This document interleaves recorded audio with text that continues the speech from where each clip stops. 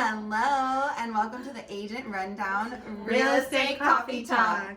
I'm Angel. I'm Andrea. And Marie. And today we're going to be talking about HOA, which is Homeowners Association. So Anne Marie, do you want to take us away? Yeah, well, the Homeowners Association is exactly that. It's an association by homeowners.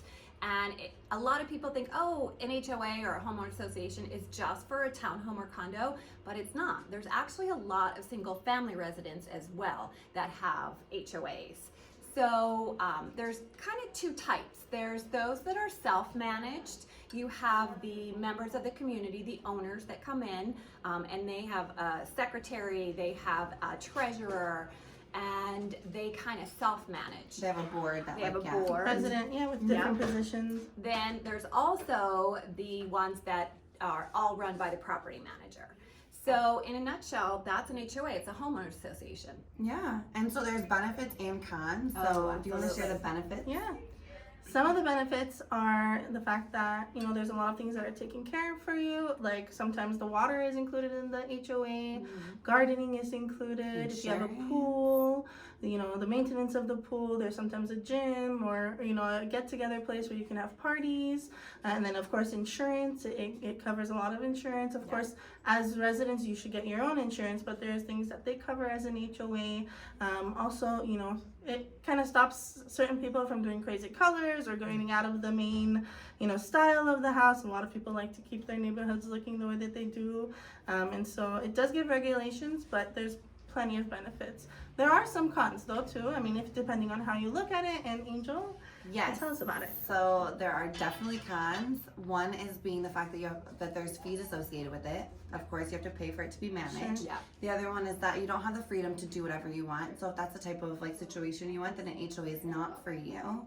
And that if the HOA hasn't been managed well, and I've actually recently dealt with probably the worst I've ever heard of.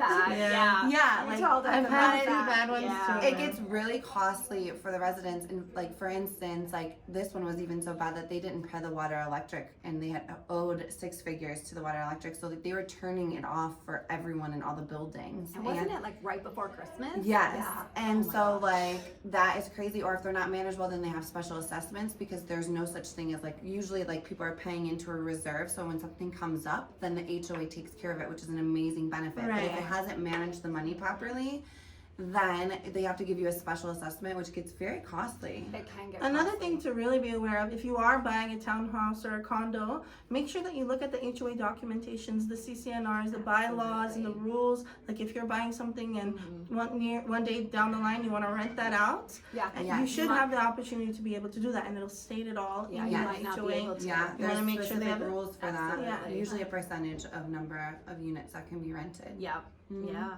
Yeah. So look for healthy HOAs if you are going Healthy for reserves too. Yeah. That's why it's so important to use an agent. You really have to look at those reserves and see, are we going to get a special assessment? How old is the roof on the community buildings? Or if you're in a townhome and your roof is covered, or a condo, Does the HOA cover And it? if you see red flags, run, right? Yeah. And make sure that your agent is looking out for your best interest. Like I spent Christmas Eve door knocking until I got a hold of enough people to find out the situation with my client, so we had to cancel escrow. But if we didn't, it would have cost her so much money later. A deposit. And sometimes termites involved also. Yeah, exterior of the HOA, building. takes care of a And lot that's of termite. expensive. 90% of the time, townhouses and condos don't have termite, and if they are on the outside of it, the HOA is responsible for it. And usually HOAs are pretty well managed. And so as long as you have a healthy HOA, it's definitely a perk and positive. Unless you want to have the freedom to do whatever you want. Right. Like paint your house Blue. pink. Pink. Of course. Or who remembers that house on Mountain that was blue? Yes. Oh my God, the blue. But a lot of it also is cars. Like you can't put an RV there. Some of them, if you have a truck, there's a 1-ton limit. So really, even if you're buying a single family home, if you think, oh no, everything's fine, you need to read those CCNRs. Right. You need to know all about it, because you might not be able to park your work truck if it's got a logo or an emblem on it.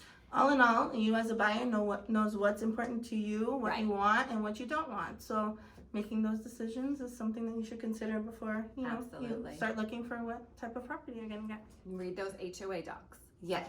And until next time, we'll see you. Have a great Bye. week. Bye. Bye.